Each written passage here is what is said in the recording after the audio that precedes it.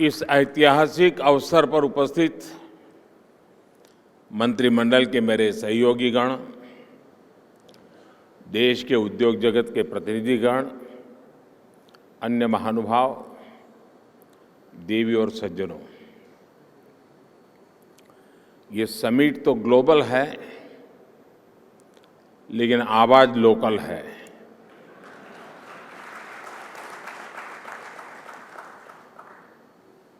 इतना ही नहीं, आगाज भी लोकल है।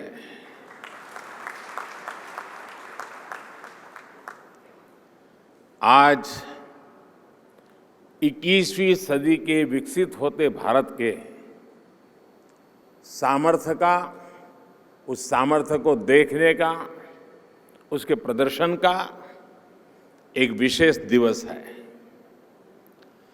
आजादी के अमृत महोत्सव के इस ऐतिहासिक कालखंड में 1 अक्टूबर 2022 ये तारीख इतिहास में दर्ज होने वाली है।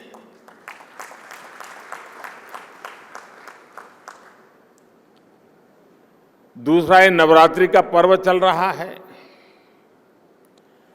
शक्ति उपासना का पर्व होता है और 21वीं सदी की जो सबसे बड़ी शक्ति है, उस शक्ति को नई ऊंचाई पर ले जाने का आज भी आरंभ हो रहा है।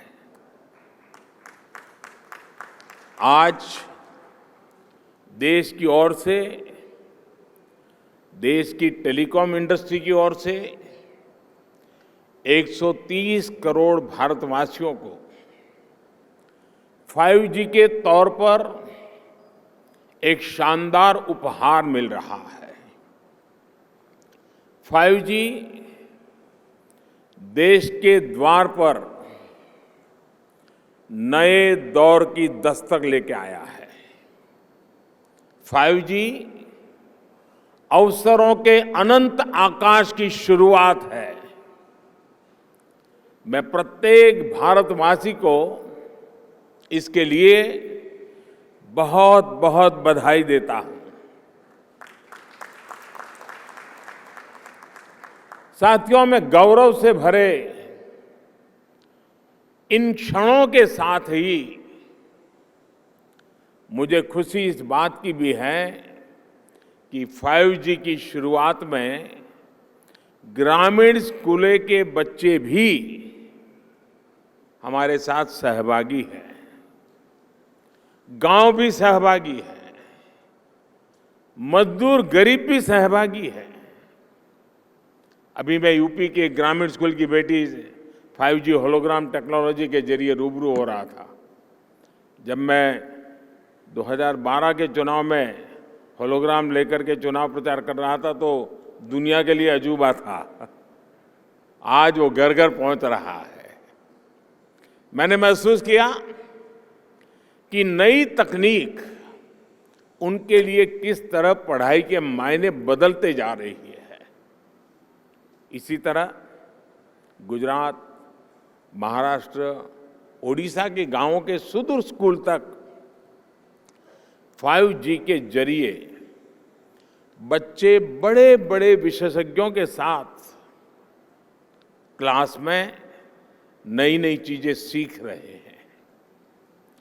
उनके साथ नए दौर की क्लास का हिस्सा बनना, ये वाकई बहुत रोमांचित करने वाला अनुभव है। साथियों, 5G को लेकर भारत के प्रयासों का एक और संदेश है, नया भारत। टेक्नोलॉजी का सिर्फ कंज्यूमर बनकर नहीं रहेगा, बल्कि भारत उस टेक्नोलॉजी के विकास में, उसके इम्प्लीमेंटेशन में बहुत बड़ी एक्टिव भूमिका निभाएगा। भविष्य की वायरलेस टेक्नोलॉजी को डिजाइन करने में, उससे जुड़ी मैन्युफैक्चरिंग में भारत की बड़ी भूमिका होगी। 2G, 3G, 4G के समय भारत टेक्नोलॉजी के लिए दूसरे देशों पर निर्भर रहा। लेकिन 5G के साथ भारत ने नया इतिहास रच दिया है। 5G के साथ भारत पहली बार टेलीकॉम टेक्नोलॉजी में ग्लोबल स्टैंडर्ड तय कर रहा है। भारत लीड कर रहा है।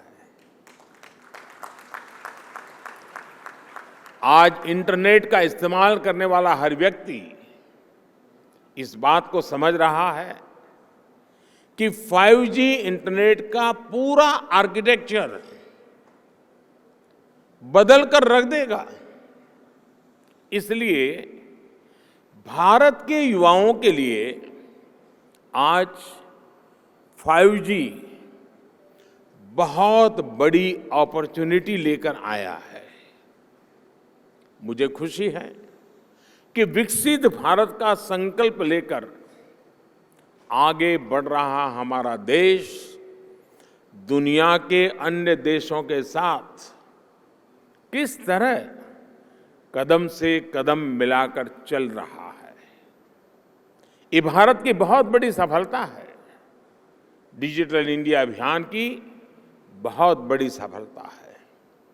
साथियों, जब हम डिजिटल इंडिया की बात करते हैं तो कुछ लोग समझते हैं कि ये सिर्फ सरकारी एक योजना है। लेकिन डिजिटल इंडिया सिर्फ एक नाम नहीं है, ये देश के विकास का बहुत बड़ा विजन है। इस विजन का लक्ष्य है उस टेक्नोलॉजी को आम लोगों तक पहुंचाना जो लोगों के लिए काम करे और लोगों के साथ जुड़कर काम करे। मुझे याद है जब मोबाइल सेक्टर से जुड़े इस विजन के लिए स्ट्रेटेजी बनाई जा रही थी तो मैंने कहा था कि हमारी अप्रोच टुकड़ों टुकड़ों में नहीं होनी चाहिए बल्कि होलिस्टिक होनी चाहिए। डिजिटल इंडिया की सफलता के लिए जरूरी था कि वो इस सेक्टर के सभी आयामों को एक साथ कवर करे। इसलिए हमने 4 पिलर्स पर और 4 दिशाओं में एक साथ फोकस किया। पहला, डिवाइस की कीमत। दूसरा, डिजिटल कनेक्टिविटी। तीसरा, डेटा की कीमत। चौथा, और जो सबसे जरूरी है, डिजिटल फर्स्ट की सोच।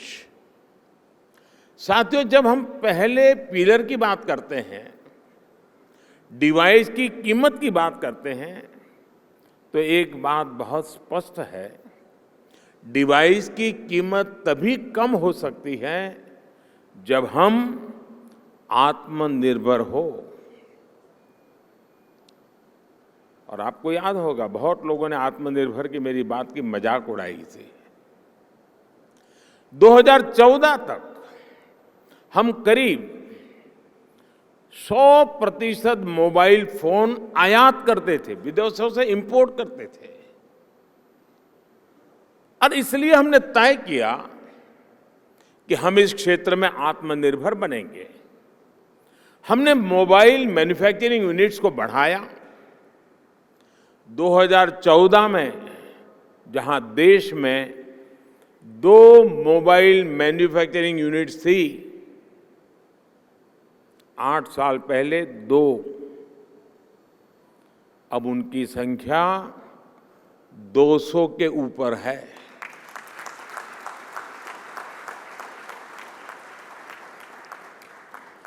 हमने भारत में मोबाइल फोन के उत्पादन को बढ़ाने के लिए इंसेंटिव दिए, प्राइवेट सेक्टर को प्रोत्साहित किया।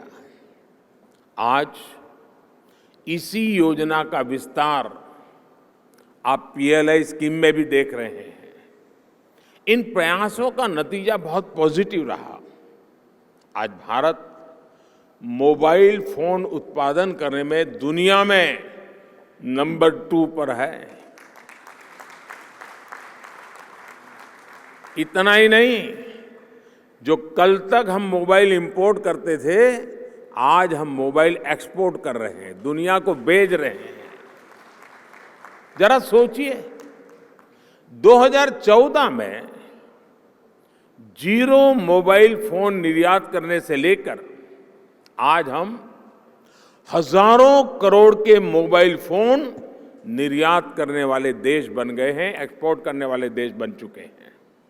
स्वाभाविक है, इन सारे प्रयासों का प्रभाव डिवाइस की कीमत पर पड़ा है। अब कम कीमत पर हमें ज्यादा फीचर्स भी मिलने लगे हैं।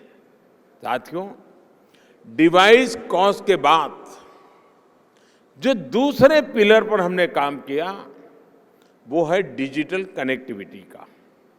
आप भी जानते हैं कि कम्युनिकेशन सेक्टर की असली ताकत कनेक्टिविटी में है। जितने ज्यादा लोग कनेक्ट होंगे, इस सेक्टर के लिए उतना अच्छा है। अगर हम ब्रॉडबैंड कनेक्टिविटी की बात करें तो 2014 में 6 करोड़ यूजर्स थे, आज इनकी संख्या बढ़कर 80 करोड़ से ज्यादा हो चुकी है। अगर हम इंटरनेट कनेक्शन की संख्या की बात करें तो 2014 में जहां 25 करोड़ इंटरनेट कनेक्शन थे, वहीं आज इसकी संख्या करीब करीब 85 करोड़ पहुंच रही है, 85 करोड़ पहुंच रही है। ये बात भी नोट करने वाली है कि आज शहरों में इंटरनेट यूजर्स की संख्या के मुकाबले हमारे ग्रामीण क्षेत्रों में इंटरनेट यूजर्स की संख्या तेजी से बढ़ रही है। और उसकी एक खास वजह है, 2014 में जहां देश में 100 से भी कम पंचायतों तक ऑप्टिकल फाइबर पहुंचा था, आज 1,70,000 से भी ज्यादा पंचायतों तक ऑप्टिकल फाइबर पहुंच चुका है। अब कहां 100 और कहां 1,70,000।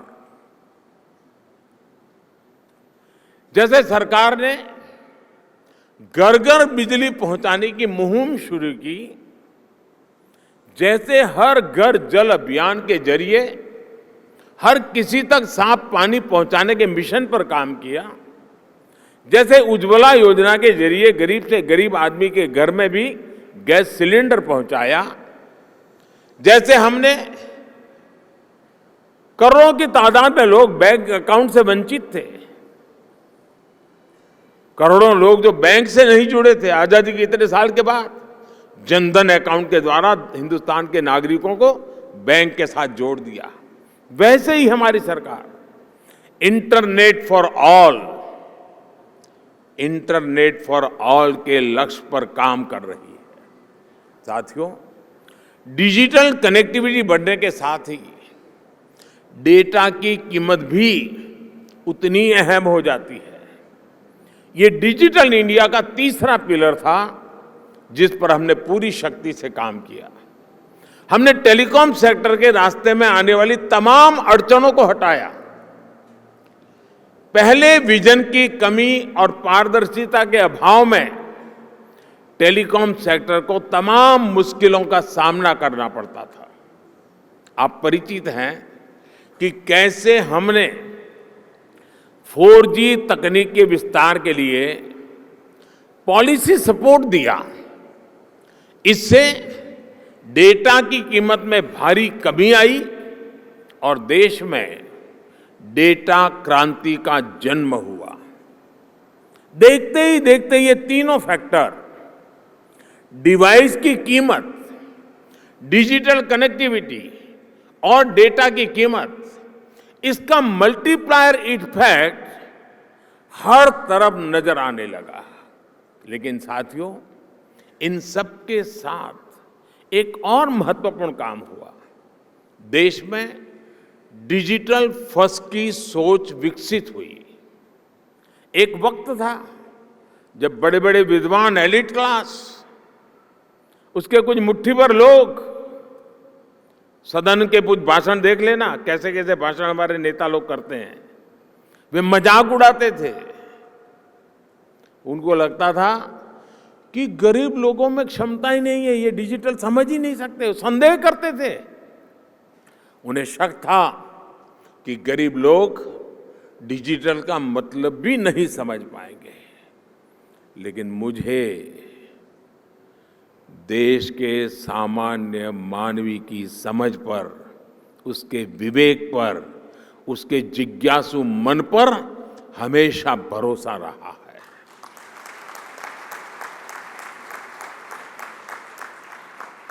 मैंने देखा है कि भारत का गरीब से गरीब व्यक्ति भी नई तकनीकों को अपनाने में आगे रहता है।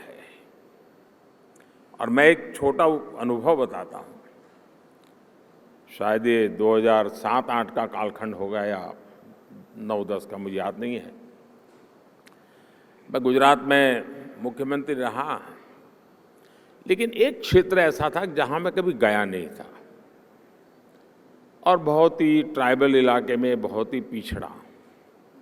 मैं, हमारे सरकार के अधिकारियों ने भी मुझे एक बार वहाँ कार्यक्रम करना ही करना है, मुझे जाना है।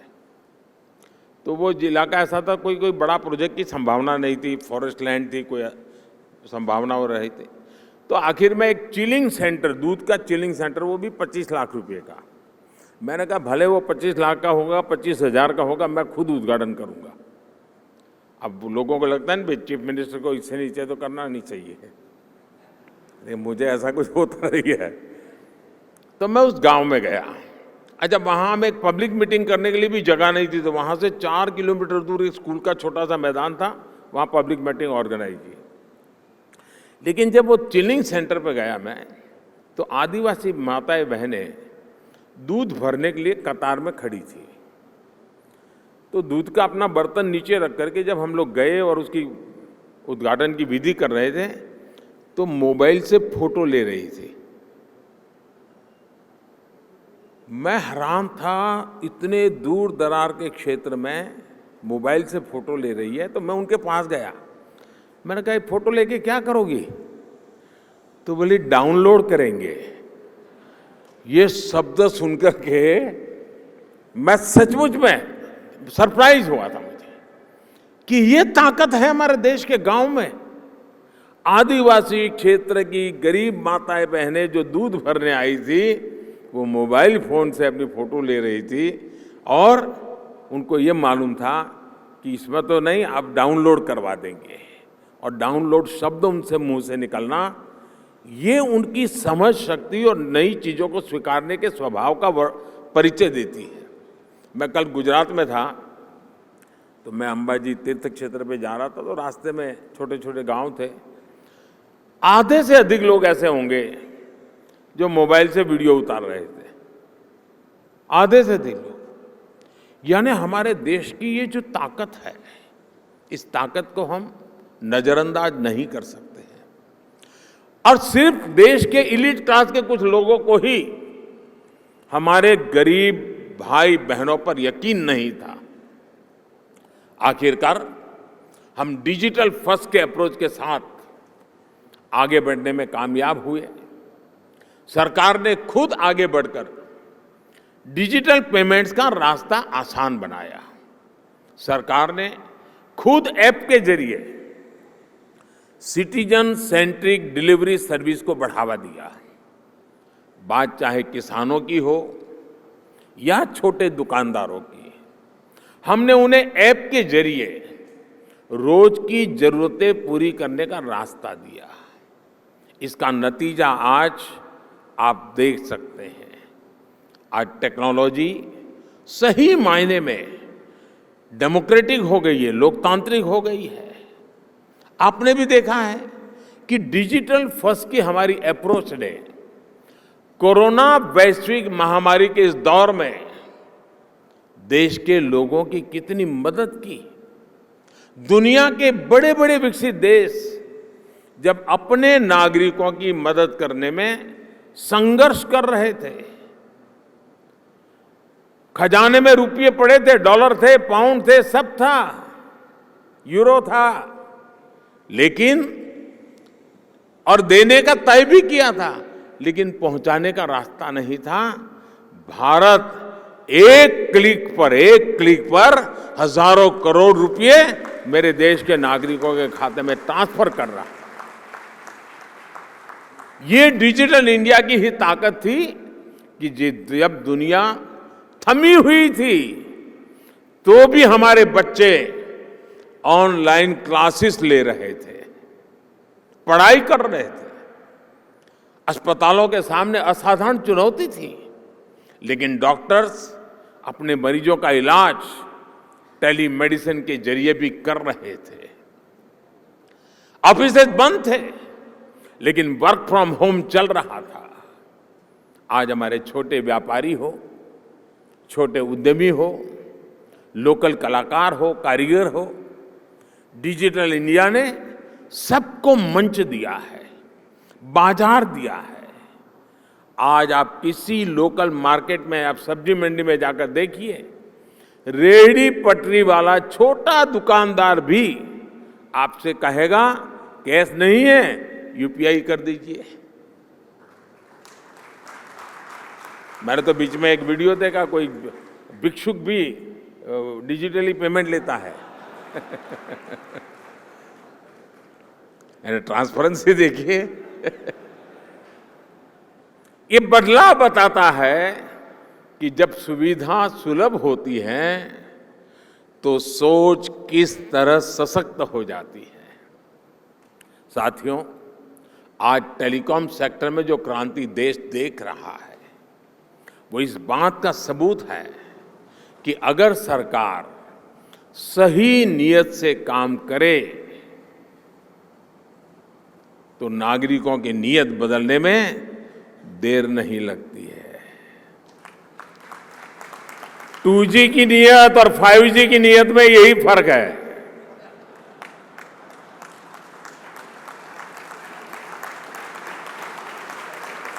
देर आए दुरुस्त आए।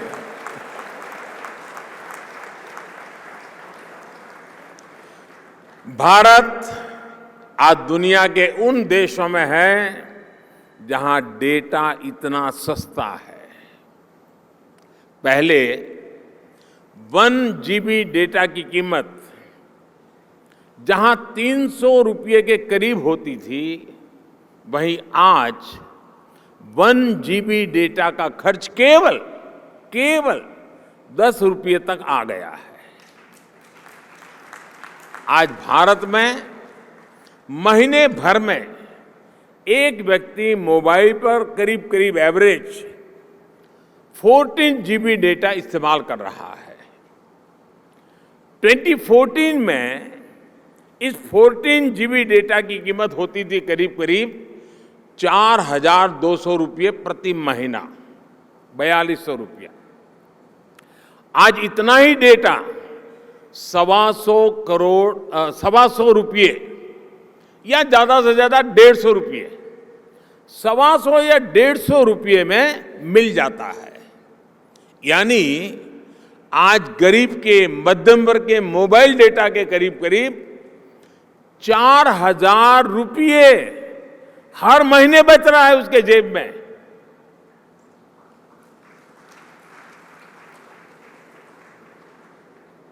हमारी सरकार के इतने सारे प्रयासों से भारत में डेटा कीमत बहुत कम बनी हुई है।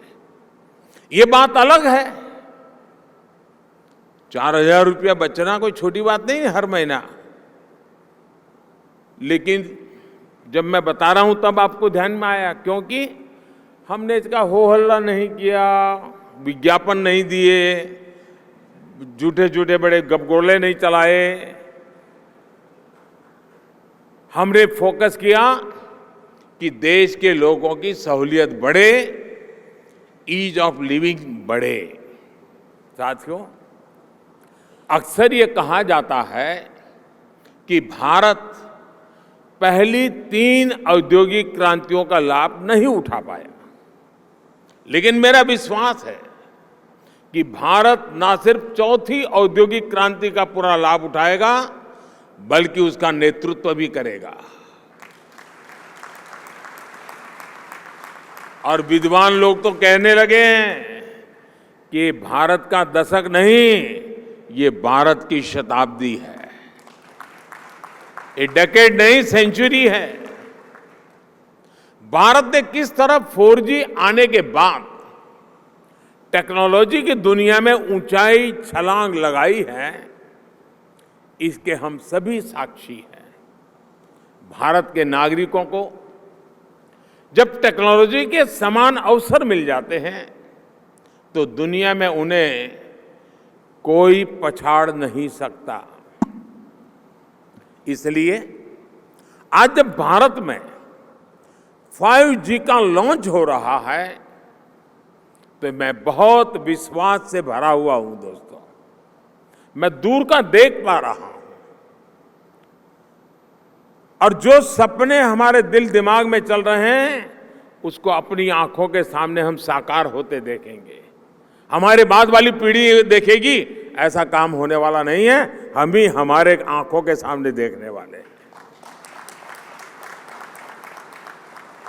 ये एक सुखद संयोग है कि कुछ सप्ताह पहले ही भारत विश्व की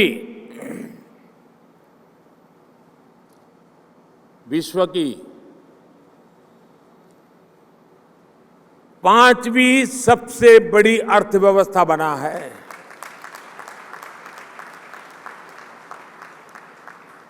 और इसलिए ये अवसर है हमारे युवाओं के लिए जो 5G टेक्नोलॉजी की मदद से दुनिया भर का ध्यान खींचने वाले इनोवेशंस कर सकते हैं। ये अवसर है हमारे एंटरप्रेन्योर्स के लिए जो 5G टेक्नोलॉजी का इस्तेमाल करते हुए अपना विस्तार कर सकते हैं। ये अवसर है भारत के सामान्य मानवी के लिए जो इस टेक्नोलॉजी का इस्तेमाल करते हुए अपनी स्किल्स को सुधार सकता है, अपस्किल्स कर सकता है, रीस्किल्स कर सकता है, अपने आइडियाज को सच्चाई में बदल सकता है। साथियों, आज का ये ऐतिहासिक अवसर एक राष्ट्र के तौर पर, भारत के एक नागरिक के तौर पर हमारे लिए नई प्रेरणा लेकर आया है। क्यों ना हम इस 5G टेक्नोलॉजी का उपयोग करके भारत के विकास को अभूतपूर्व गति दें। क्यों ना हम इस 5G टेक्नोलॉजी का इस्तेमाल करके अपनी अर्थव्यवस्था को बहुत तेजी से विस्तार दें। क्यों ना हम इस 5G टेक्नोलॉजी का इस्तेमाल करके अपनी प्रोडक्टिविटी में रिकॉर्ड वृद्धि करें। साथियों, इन सवालों में हर भारतीय के लिए एक अवसर है, एक चुनौती है, एक सपना है और एक संकल्प भी है। मुझे पता है कि आज 5G की इस लॉन्चिंग को जो वर्ग सबसे ज्यादा उत्साह से देख रहा है वो मेरा युवा साथी है, मेरे देश की युवा पीढ़ी है। हमारी टेलीकॉम इंडस्ट्री के लिए भी कितने ही बड़े अवसर इंतजार कर रहे हैं। रोजगार के कितने ही नए अवसर बनने जा रहे हैं। मुझे विश्वास है हमारी इंडस्ट्री, हमारे इंस्टीट्यूट्स और हमारे युवा मिलकर इस दिशा में निरंतर काम करेंगे। और अभी जब मैं काफ़ी समय पूरा जो एग्जीबिशन लगा है उसको समझने का प्रयास करता था। मैं कोई टेक्नोलॉजी का विद्यार्थी तो नहीं हूँ, लेकिन समझने की कोशिश कर रहा था। ये देख करके मुझे लगा है कि मैं सरकार में तो सूचना करने वाला हूँ कि हमारी सरकार के सभी विभाग, उसके सारे अधिकारी जरा देखें कहाँ कहाँ इसका उपयोग हो सकता है, ताकि सरकार की नीतियों में भी इसका असर नजर आना चाहिए। मैं देश के स्टूडेंट्स को भी चाहूँगा कि 5 दिन तक ये एग्जीबिशन चलने वाला है। मैं खास करके टेक्नोलॉजी से जुड़े स्टूडेंट से आग्रह करूँगा कि आप आइए, इसे देखिए, समझिए और कैसे दुनिया बदल रही है। और आप एक बार देखेंगे तो अनेक चीज़ें नई आपके भी ध्यान में आएगी, आप उसमें जोड़ सकते हैं। और मैं इस टेलीकॉम सेक्टर के लोगों से भी कहना चाहूँगा, मुझे खुशी होती थी जिस जिस स्टॉल में मैं गया, हर कोई कहता था ये इंडिजीनियस है, ये आत्मनिर्भर है, ये हमने बनाया है। सब बड़े गर्व से कहते थे, मुझे आनंद हुआ। लेकिन मेरा दिमाग कुछ और चल रहा था। मैं ये सोच रहा था, जैसे कई प्रकार की कार आती हैं, हर एक की अपनी एक ब्रांड होती है, हर एक की अपनी विशेषता भी होती है, लेकिन उसमें जो स्पेयर पार्ट पहुंचाने वाले होते हैं वो एमएसएमई सेक्टर के होते हैं। और एक ही एमएसएमई के एक फैक्ट्री वाला 6 प्रकार की गाड़ियों के स्पेयर पार्ट बनाता है, छोटे मोटे जो भी सुधार करने करे वो देता है। मैं चाहता हूं कि आज हार्डवेयर भी आप लगाए रहे हैं, ऐसा लगा मुझे आपकी बातों से। क्या एमएसएमई सेक्टर को इसके लिए जो हार्डवेयर की जरूरत है, उसके छोटे छोटे पुर्जे बनाने के लिए उनको काम दिया जाए, बहुत बड़ा इकोसिस्टम बनाया जाए। एकदम से मैं व्यापारी तो नहीं हूं, मुझे रुपये पैसे से लेना देना नहीं है, लेकिन मैं इतना समझता हूं कि कॉस्ट एकदम कम हो जाएगी, एकदम कम हो जाएगी। हमारे एमएसएमई सेक्टर की ये ताकत है। और वो सप्लाई आपको सिर्फ अपने यूनिकनेस के साथ उसमें सॉफ्टवेयर वगैरह जोड़ करके सर्विस देनी है। और इसलिए मैं समझता हूं कि आप सब मिल करके एक नया और मिल करके करना पड़ेगा, और तभी जा करके इसकी कॉस्ट हम नीचे ला सकते हैं। बहुत से काम हैं हम मिल करके करते ही हैं। तो मैं ज़रूर इस क्षेत्र के लोगों से भी कहूँगा। मैंने ये भी देखा है कि स्टार्टअप में जिन बच्चों ने काम किया है, जिन नौजवानों ने काम किया है, ज़्यादातर इस क्षेत्र में उन्हीं स्टार्टअप को ओन कर करके उसको स्केल अप किया गया है। मैं स्टार्टअप वाले साथियों को भी कहता हूं कि आपके लिए भी इस क्षेत्र में कितनी सेवाएं अधिकतम आप दे सकते हैं, कितनी यूजर फ्रेंडली व्यवस्थाओं को विकसित कर सकते हैं, आखिरकार इसका फायदा यही है। लेकिन एक और चीज मैं चाहूंगा, ये भी आपका जो एसोसिएशन है वो मिलकर के एक मूवमेंट चला सकता है क्या? एटलीस्ट हिंदुस्तान के सभी डिस्ट्रिक्ट हेडक्वार्टर में ये 5G जीवन में कैसे उपयोगी हो सकता है, उसके लोगों को एजुकेट करने वाले एग्जीबिशन, उसकी व्यवस्था हो सकती है क्या? मेरा अनुभव है, छोटा सा उदाहरण बताता हूं। हमारे देश में 24 घंटे बिजली, ये सपना था। मैं गुजरात में जब था तो मैंने एक योजना बनाई, ज्योति ग्राम योजना, और मेरा सपना था कि मैं गुजरात के हर घर में 24/7 बिजली दूंगा। अब मेरे सारे अफसर कहते थे साहब संभव ही नहीं है, ये तो हम कर ही नहीं सकते हैं। तो मैंने एक सिंपल सी सॉल्यूशन दिया था। मैंने कहा हम एग्रीकल्चर फीडर अलग कर दें, डोमेस्टिक फीडर अलग कर दें, और फिर उस काम को किया। और एक एक जिले को पकड़ करके काम पूरा करता था। बाकी जगह पे चलता था, लेकिन एक काम पूरा करो। फिर उस जिले का बड़ा समिट करता था, 2.5-3 लाख लोग आते थे, क्योंकि 24 घंटे बिजली मिलना एक बड़ा आनंद उत्सव का समय था। वो 2003, 4, 5 का कालखंड था। लेकिन उसमें मैंने देखा, मैंने देश भर में बिजली से होने वाले काम, बिजली से चलने वाले यंत्र, उनकी एक बहुत बड़ी प्रदर्शनी लगाई।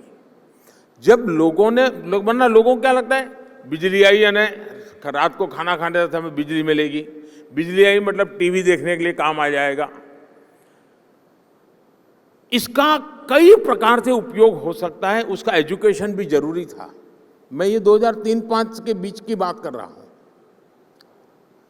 और जब वो सारा एग्जीबिशन लगाया तो लोग, टेलर भी सोचने लगा मैं मेरा इक्विपमेंट ऐसे लगूंगा, कुम्हार भी सोचने लगा कि मैं ऐसे इलेक्ट्रिक व्हीकल लूंगा, माताएं बहनें भी लगी किचन में हमारे इलेक्ट्रिक वाले इतनी चीज़ें आ सकती हैं। यानी एक बहुत बड़ा मार्केट खड़ा हुआ। और बिजली का मल्टीपल यूटिलिटी जीवन के सामान्य जीवन में 5G भी उतना जल्दी, लोगों को लगेगा हाँ यार अब तो वीडियो बहुत जल्दी डाउनलोड हो जाता है, रील देखना है तो बहुत इंतजार नहीं करता है, फ़ोन कट नहीं होता है, साफ सुथरी वीडियो कॉन्फ्रेंस हो सकती है, फ़ोन कॉल हो सकता है। इतने से सीमित नहीं है, ये जीवन को बदलने वाली व्यवस्था के रूप में आ रहा है। और इसलिए मैं इस उद्योग जगत के मित्रों के एसोसिएशन को कहूँगा कि आप स्कूल, कॉलेज, यूनिवर्सिटीज और हिंदुस्तान के हर डिस्ट्रिक्ट में जाकर के इसके कितने पहलू हैं, और आप देखिए वो लोग उसमें वैल्यू एडिशन करेंगे तो एक आपके लिए सेवा का काम भी हो जाएगा। और मैं चाहूँगा कि इस टेक्नोलॉजी जीवन में सिर्फ बातचीत करने के लिए या कुछ वीडियो देखने के लिए सीमित नहीं रहनी चाहिए, ये पूरी तरह एक क्रांति लाने के लिए उपयोग होना चाहिए। और हमें 130 करोड़ देशवासियों तक एक बार पहुंचना है, बाद में तो वो पहुंचा देगा, आप देख लीजिए, आपको टाइम नहीं लगेगा।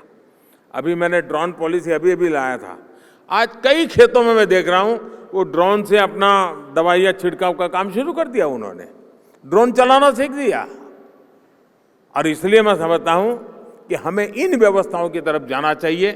और साथियों, आने वाले समय में देश निरंतर ऐसी टेक्नोलॉजीज का नेतृत्व करेगा जो भारत में जन्मेगी, जो भारत को ग्लोबल लीडर बनाएगी। इसी विश्वास के साथ आप सभी को मेरी बहुत बहुत शुभकामनाएं। एक बार फिर सभी देशवासियों को शक्ति उपासना के पावन पर्व पर शक्ति का एक बहुत बड़ा माध्यम 5G लॉन्च होने के लिए बहुत बहुत बधाई देता हूं। बहुत बहुत धन्यवाद।